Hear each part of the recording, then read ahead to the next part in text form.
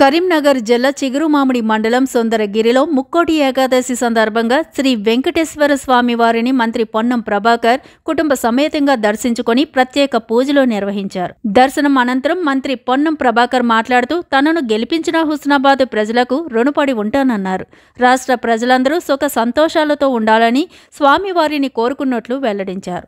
రాష్ట్రంలోని ప్రజా సమస్యలను పరిష్కరించేలా తనకు ఆశీస్సులు అందించాలని భగవంతుని వేడుకున్నట్లు తెలిపారు. సుందరగిరి శ్రీ వెంకటేశ్వర స్వామిని దర్శనం చేసుకుని సర్వేజన సుఖినోభవం అందరూ కూడా బాగుండాలి.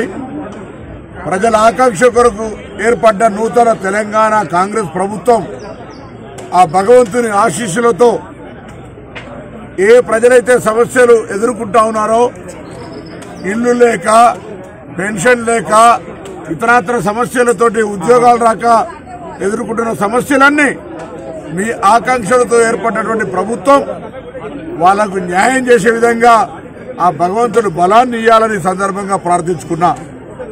రాష్ట్ర మంత్రిగా నూతన ప్రభుత్వంలో నన్ను ఎన్నుకున్న హుస్నాబాద్ నియోజకవర్గ అభివృద్ధితో పాటుగా మేము ఇచ్చినటువంటి గ్యారంటీలు కావచ్చు, ప్రజా సమస్యల్ని కావచ్చు పరిష్కరించడానికి భగవంతుని ఆశీర్వచనం అవసరం. ఈ వైకుంఠ ఏకాదశి పర్వదినాన ఆ భగవంతుడు నిండు ఆశీర్వచనం మా అందరి మీద ఉంచి, ఈ ప్రభుత్వం మీద ఉంచి, ఈ ప్రజల మీద ఉంచి అందరూ కూడా మంచి సుఖ సంతోషంతో ఉండాలనేటువంటి ఆకాంక్షను మరి ఆ భగవంతుని ముందట ఉంచుతూ ఆ భగవంతుని ఆశీర్వచనం తప్పకుండా ఉంటుందని మరొకసారి ఈ వైకుంఠ ఏకాదశి శుభాకాంక్షలు తెలియజేస్తూ అందరికీ నమస్కారం.